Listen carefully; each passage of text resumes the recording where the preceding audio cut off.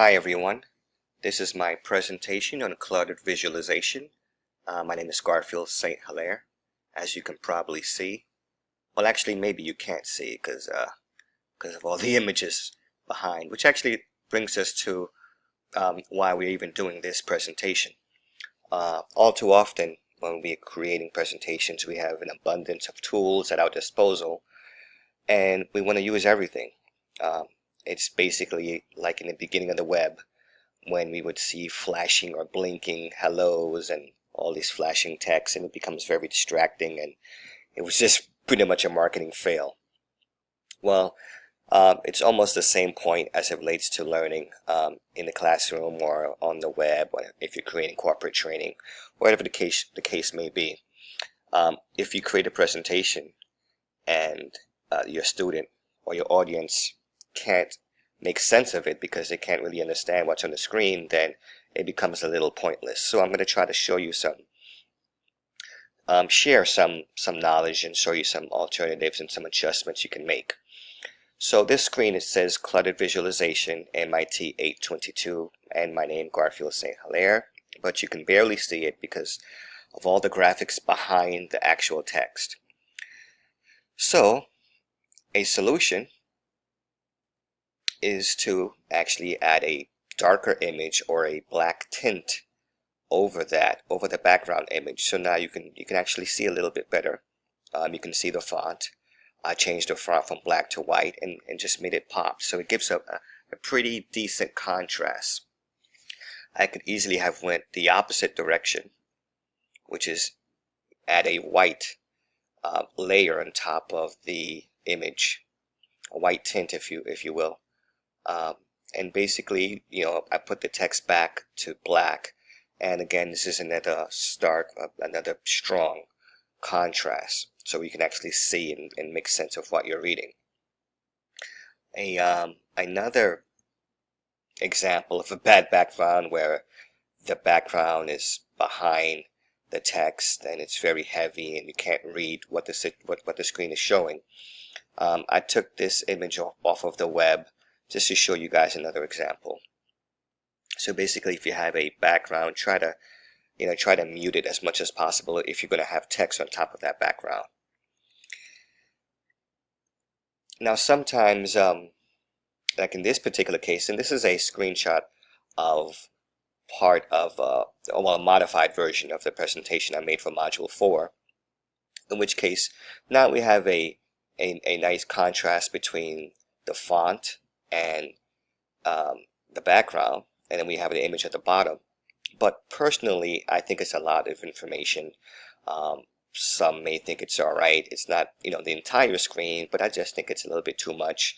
We have concerns repeating twice. We have 1, 2, 3, 4, 5 bullet points here, and we have 5 bullet points here. I just think it's just a little too much.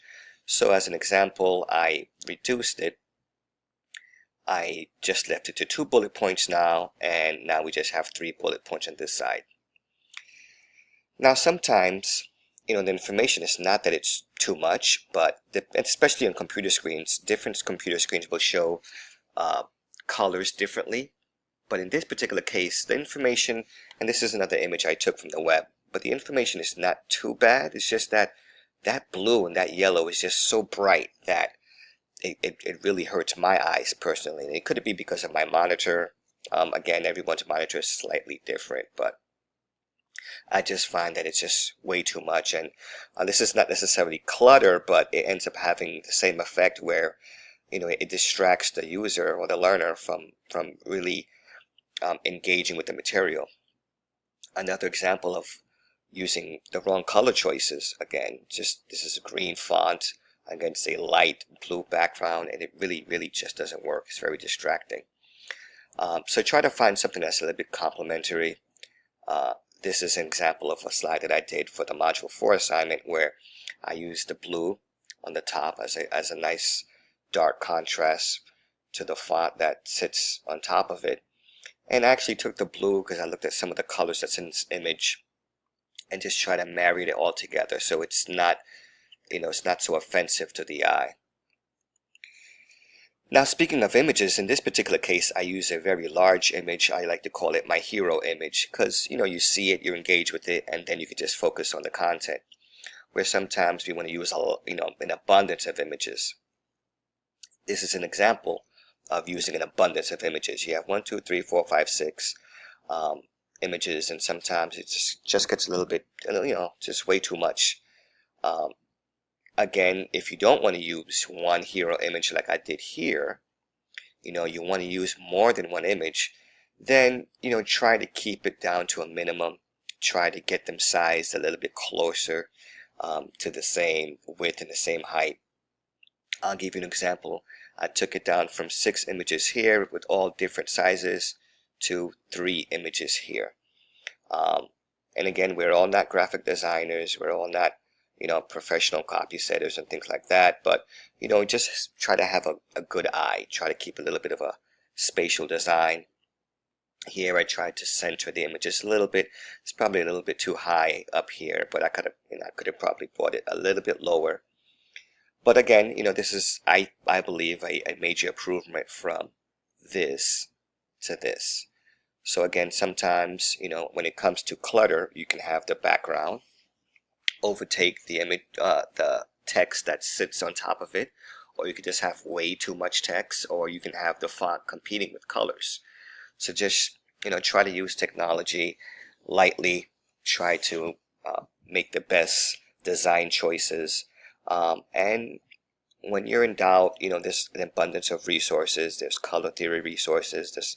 There's a lot of resources online via YouTube or other websites. So, and don't be afraid to ask colleagues as well.